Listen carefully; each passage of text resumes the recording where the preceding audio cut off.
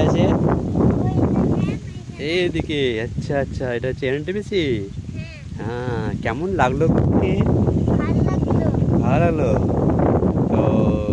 দেখছি তো সিনটা তো খুব সুন্দরই আছে। তো তোমরা কি এখন বাড়ি যেতে ইচ্ছুক? ভালো লাগে না আর? প্রচুর রোদ, খিদে লেগেছে। কিছু বলবা তুমি পাখির দেখে? তোমাদের ভিডিও যে দেখছে কিছু বলবা? বলো।